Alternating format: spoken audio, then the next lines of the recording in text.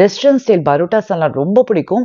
ஆனா அந்த அளவுக்கு என்ன சேர்க்க வேண்டாம்னு யோசிச்சீங்கன்னா ப்ரெஷர் குக்கர்ல தக்காளி சேர்க்காம பண்ற இந்த வெள்ளை சால்னா ட்ரை பண்ணுங்க. இட்லி, தோசை, இடியாப்பம், சப்பாத்தி, பூரி, பரோட்டான்னு எல்லாத்துக்கும் அல்டிமேட்டா இருக்கும். 2 பச்சை மிளகா, 1/2 கப் தேங்காய், 4 பூண்டு, 6 சின்ன வெங்காயம், குட்டி பீஸ் இஞ்சி, குட்டி பீஸ் பட்டை, 1 கிராம்பு, 1 டீஸ்பூன் கசகசா, 5 முந்திரி பருப்பு, 1/2 டேபிள் ஸ்பூன் பொட்டுக்கடலை, 1/2 கப் வார்ம் வாட்டர், 1/2 டீஸ்பூன் மிளகு, 1/2 டீஸ்பூன் சீரகம். 10 நிமிஷத்துக்கு அப்புறம் விழுதா அரைச்சுக்கோங்க.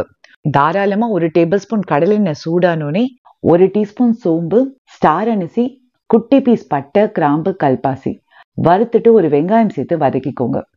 கறிவேப்பிலை தாராளமா 1 டீஸ்பூன் உப்பு போட்டு வறுத்துட்டு அரைச்ச விழுது சேர்த்து வதக்கிக்கோங்க. 2 கப் தண்ணி சேர்த்து நல்லா கொதி வந்தோடனே 1/2 teaspoon garam masala, 2 விசிலுக்கு pressure cook பண்ணிட்டு நல்லா மிக்ஸ் பண்ணி விட்டுக்கோங்க. தலன்னு கொதி வந்தோடனே தாராளமா கொத்தமல்லி போட்டு அடுப்பை ஆஃப் பண்ணீங்கன்னா டேஸ்டியான பரோட்டா வெள்ளை சால்னா ரெடி.